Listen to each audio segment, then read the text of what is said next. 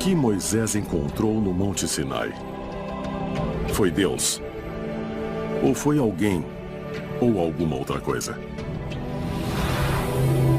Deus é claramente uma entidade que não é desta terra. E, por definição, um extraterrestre. De onde é que ele vem?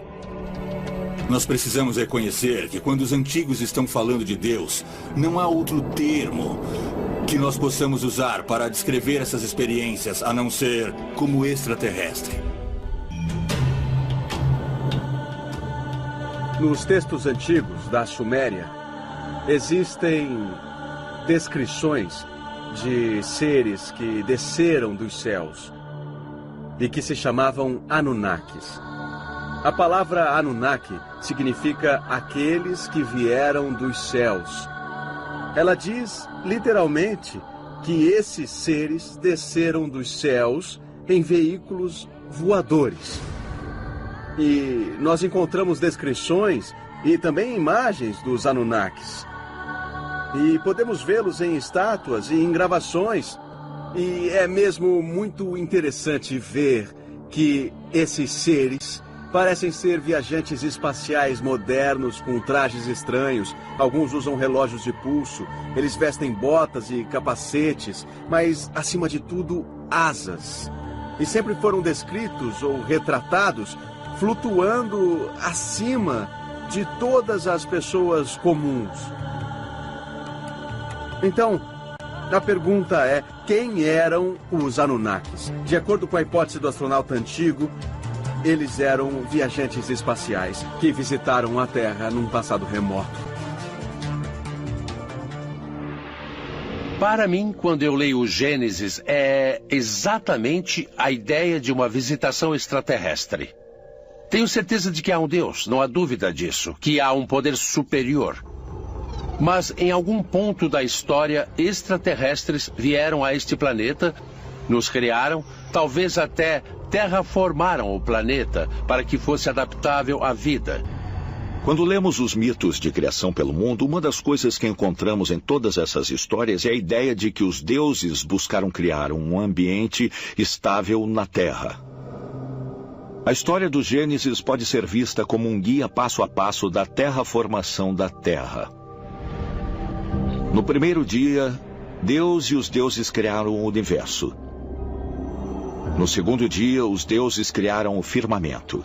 Isso é descrito como uma cúpula ou uma fronteira separando o céu da terra. Depois veio o aparecimento das plantas e dos animais e mais tarde dos seres humanos. Eu sempre disse que a Terra é um planeta de experimentação.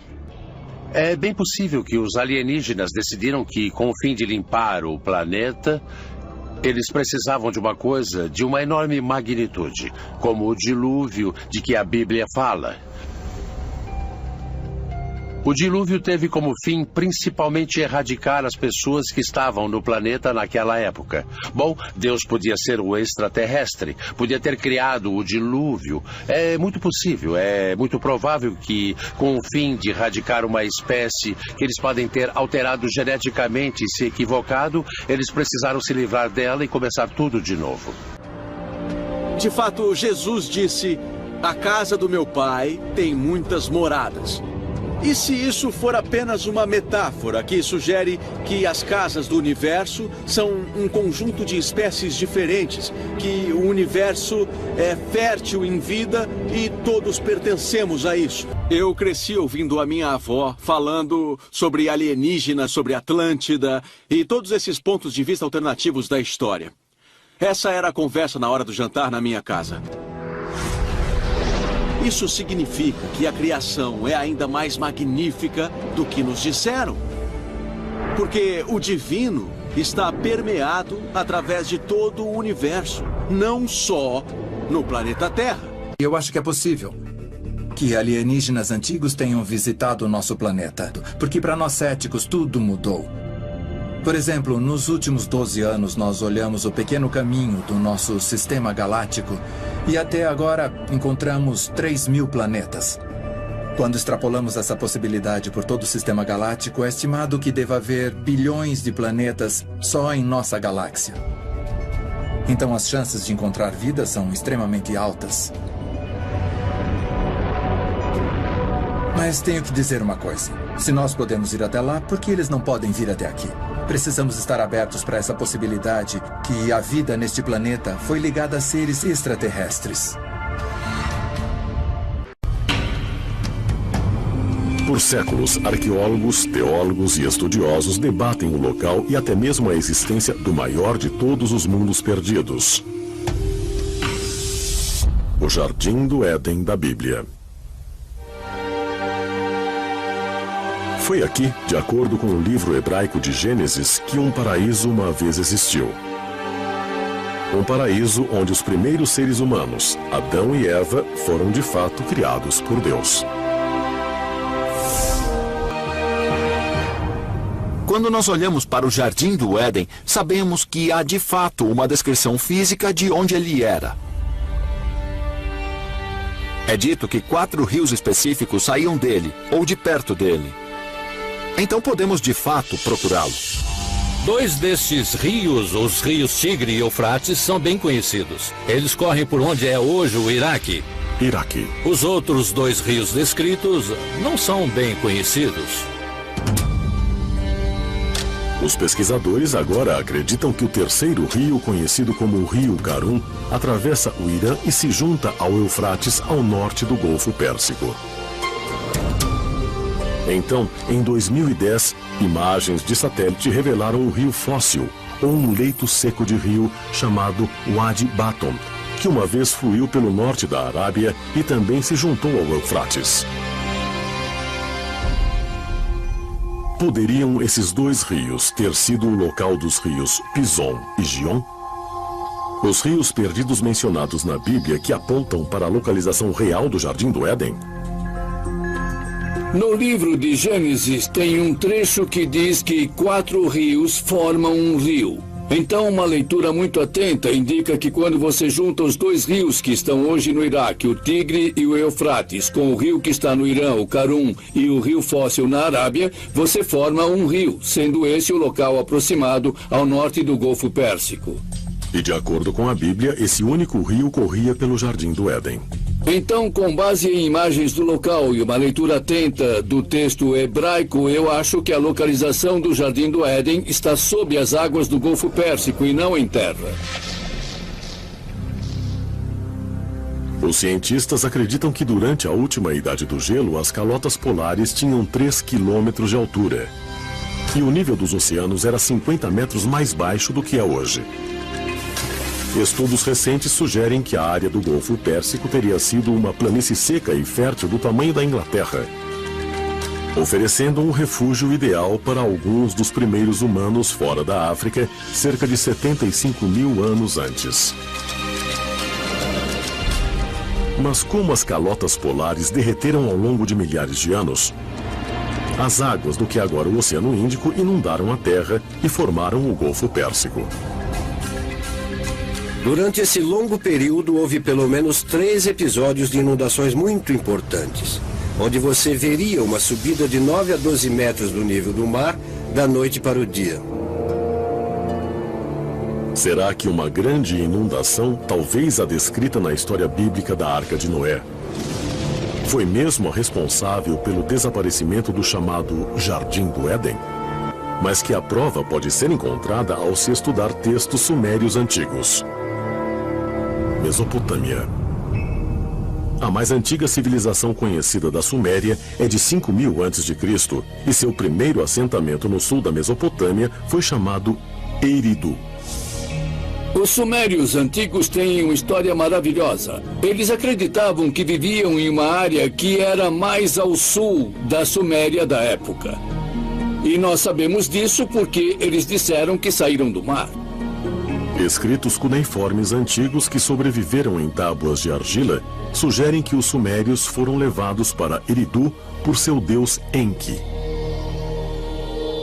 Os textos cuneiformes também descrevem uma raça alienígena chamada Anunnaki, que veio à Terra e criou o primeiro homem moderno.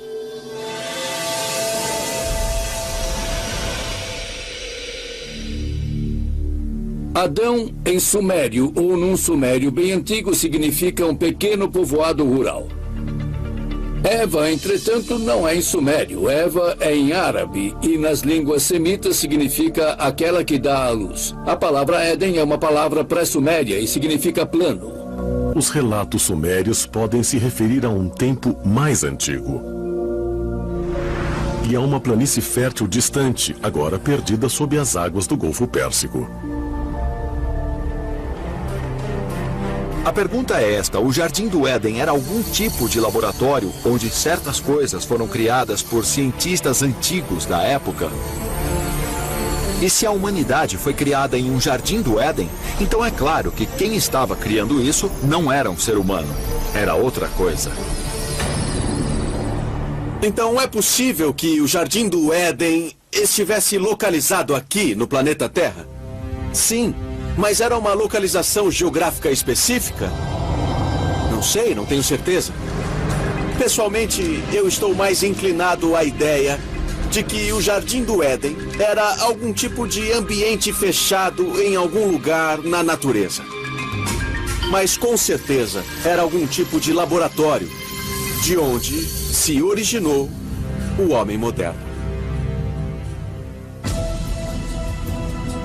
É realmente possível que os primeiros seres humanos fossem criados por seres extraterrestres no que é referido na Bíblia como o Jardim do Éden?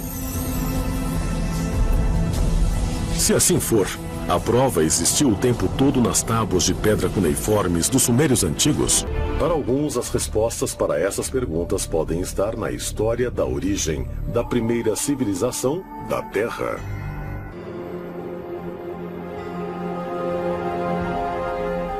Mossul, Iraque, 1849. Durante a escavação da cidade bíblica de Nínive, uma equipe liderada pelo eminente arqueólogo britânico Austin Henry Layard descobriu as ruínas de Assurbanipal, a antiga biblioteca assíria.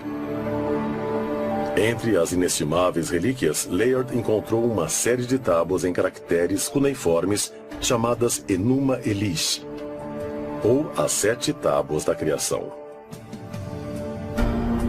As tábuas são basicamente um texto escrito em colunas de cerca de 20 a 25 centímetros de altura, 15 a 18 centímetros de largura e são feitas de argila. E quando a argila estava quase endurecendo, um escriba usava um estilete para gravar as histórias da nossa existência neste planeta.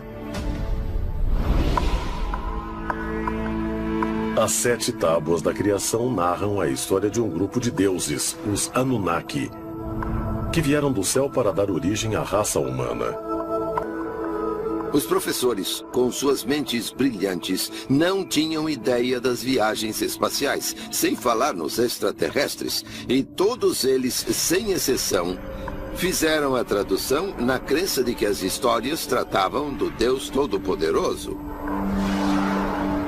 Nos textos antigos temos, por exemplo, uma palavra como céu. Abrão foi levado para o céu e trazido de volta para a terra.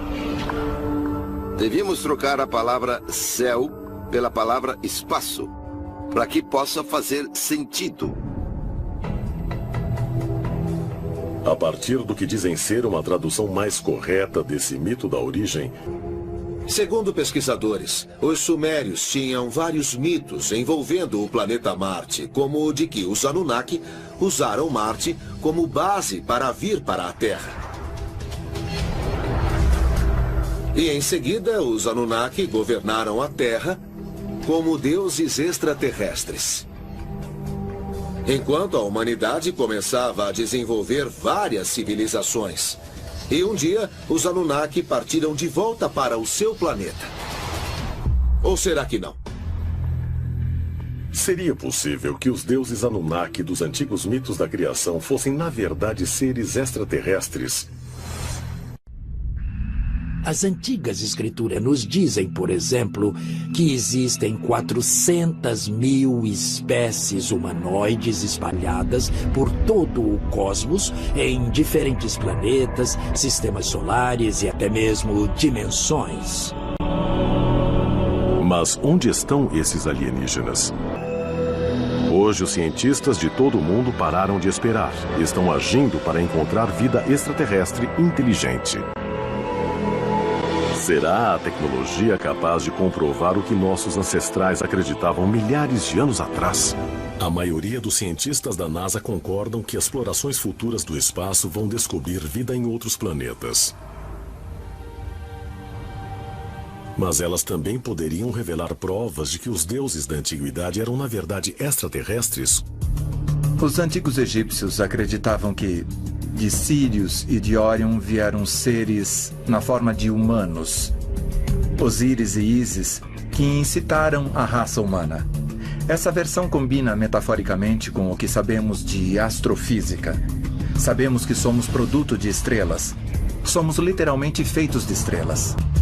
Segundo a mitologia egípcia, os deuses desceram do cinturão de estrelas de Órion e de Sírius, a estrela mais brilhante do céu.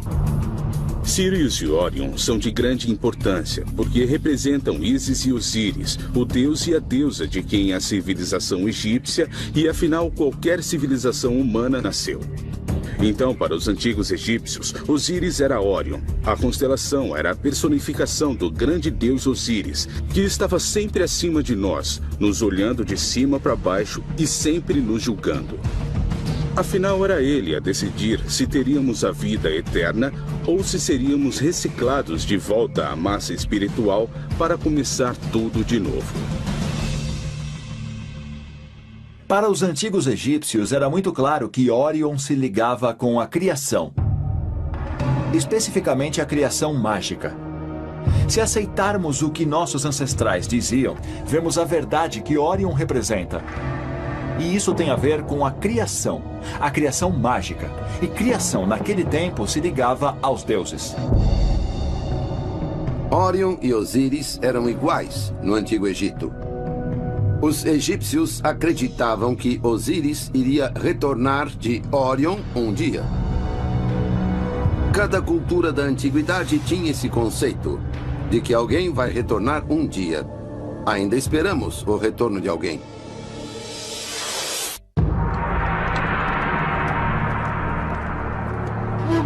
Norte do Iraque, 1849. Na margem esquerda do rio Tigre, perto da cidade de Mossul, uma equipe de arqueólogos do British Museum descobre milhares de placas de argila contendo escrita cuneiforme, que eles acreditam terem sido escritas por sacerdotes babilônios no século VII a.C. Entre as placas encontradas estavam duas misteriosas relíquias que se tornaram conhecidas como catálogos babilônicos das estrelas. Segundo traduções do antigo texto, essas placas descrevem o exato movimento de vários corpos celestes, hoje conhecidos como o Zodíaco. Sabemos muito da história da Babilônia por causa dessas escavações e de terem também decifrado muitas das placas com textos cuneiformes. São textos impregnados de uma visão religiosa da vida e, intrínseco à religião deles, estava a devoção a deuses dos planetas e das várias constelações. Isso é o que se chama de religião cósmica. Segundo alguns pesquisadores, as placas de argila são a prova de que a antiga civilização babilônica recebeu conhecimento celeste de viajantes estelares. Os catálogos babilônicos das estrelas são uma interessante coleção de informações com acuradas fórmulas matemáticas, distâncias entre planetas, conhecimentos esotéricos que uma civilização primitiva realmente não poderia ter. Isso levanta a questão de como obtiveram essas informações e para que as utilizaram. Teriam sido dadas a eles por extraterrestres que eles tomaram por deuses?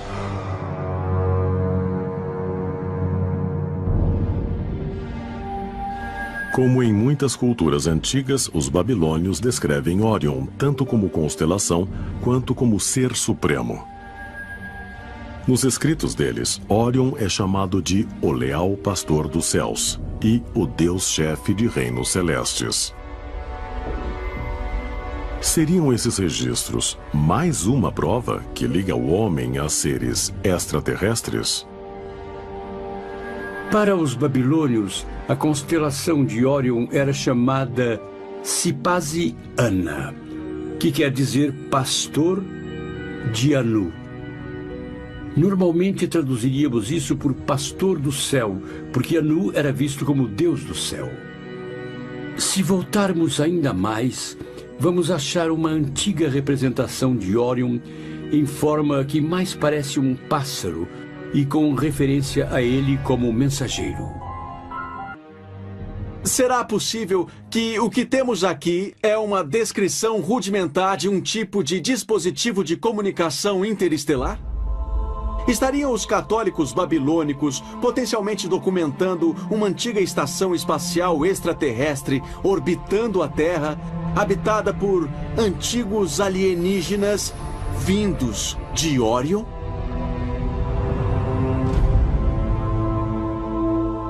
Será possível que os deuses babilônios fossem, na verdade, mensageiros extraterrestres de Órion? Se for assim, poderiam esses visitantes do outro mundo ter criado a humanidade aqui, no crescente fértil, onde a civilização historicamente começou há mais de 5.000 anos? Os babilônios tinham uma forte tradição das origens do ser humano. Havia algumas variações, mas o princípio básico que se acha entre os babilônios é que os deuses queriam dormir muito, queriam comer muito e que ficavam cansados de cuidar da agricultura e de terem de cozinhar. Então criaram um grupo de seres inferiores, os seres humanos, para cuidarem da agricultura e das coisas para eles. Foi na Mesopotâmia que se deu a aurora da civilização. Foi um dos primeiros locais onde os alienígenas vieram para começar a semear a civilização no planeta. E a civilização evoluiu para a Suméria e Babilônica. Se olharmos os hieróglifos sumérios, os hieróglifos egípcios, a história dos maias, se olharmos essas culturas, o que veremos será a mesma história contada de modos diferentes e em linguagem diferente. Os que vieram das estrelas vieram para cá e começaram a civilização humana. Seriam as histórias sobre as origens na versão babilônica, localizada no berço da civilização, a prova cabal de nossa divina ligação com a constelação de Órion? Se for assim, haveria uma razão profunda para as estrelas do cinturão de Órion se localizarem sobre o ventre, o lugar simbolicamente ligado à origem humana? Muitas culturas antigas apontam para o cinturão de Órion como um portal da vida. Os maias, os egípcios e várias culturas diferentes parecem se referir à origem da vida e ao fim da vida sendo transferidas ou passando pelo cinturão de Órion. Haveria um tipo de semeadura da vida aqui na Terra e uma conexão com a constelação de Órion. Parece que havia uma consciência geral nos povos da antiguidade. Um sentido de que Órion estaria no coração de nossa galáxia. A próxima pergunta que nós devemos tentar responder é esta. É possível que esse lugar, que é nascedouro de estrelas, também nos permita estabelecer algum tipo de conexão com outras criaturas inteligentes de fora desse universo? Considerando que a nebulosa de Órion é um nascedouro de estrelas, seria possível o cinturão de Órion literalmente marcar o lugar na galáxia onde a vida da Terra começou? E se viemos de Órion, como sugerem algumas culturas antigas, haveria algum meio de fazer nossos criadores extraterrestres voltarem? Quando se veem as correlações entre Órion, o que isso parece mostrar é que nós viemos de Órion, é de lá que vieram os extraterrestres. E se nós tivermos de ir a Órion, o que acharíamos lá provavelmente seria um planeta muito, muito similar à Terra. –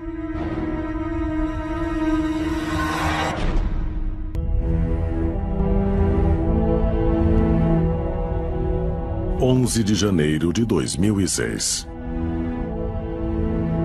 O telescópio espacial Hubble capturou imagens inéditas da nebulosa de Orion. Uma grande formação estelar a 1.500 anos-luz da Terra. A foto panorâmica revelou mais de 3.000 estrelas em vários estágios de vida e deu aos pesquisadores nova compreensão da formação de objetos celestes e sistemas planetários.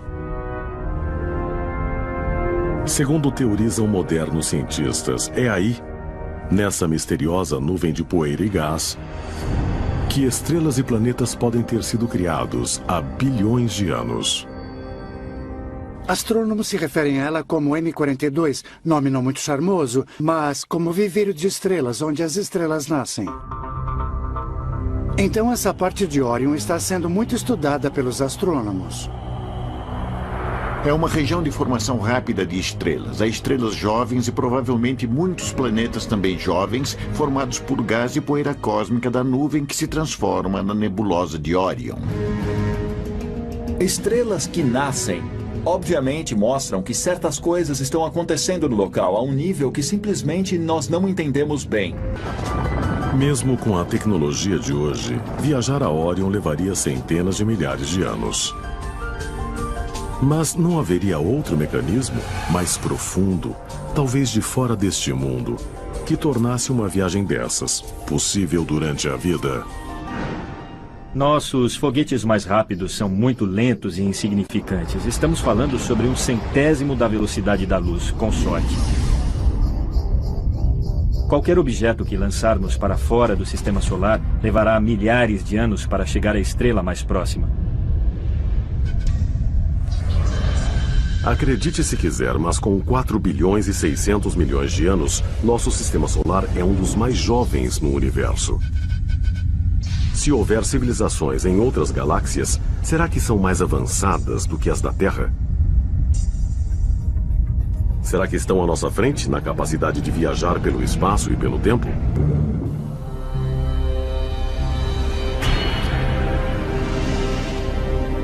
Eu acredito na viagem no tempo. Acho que nada vai ser impossível para nós no futuro. Mesmo o que achamos uma loucura total vai acontecer.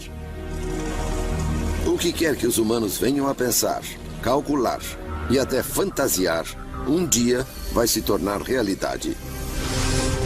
Às vezes eu me pergunto se esses OVNIs não são de viajantes do tempo, da nossa própria espécie do futuro. E se for assim, como chegaremos lá? E o que ou quem vamos encontrar quando chegarmos? Talvez um dia desvendemos o mistério de Orion e revelemos nossa origem celeste por nós mesmos.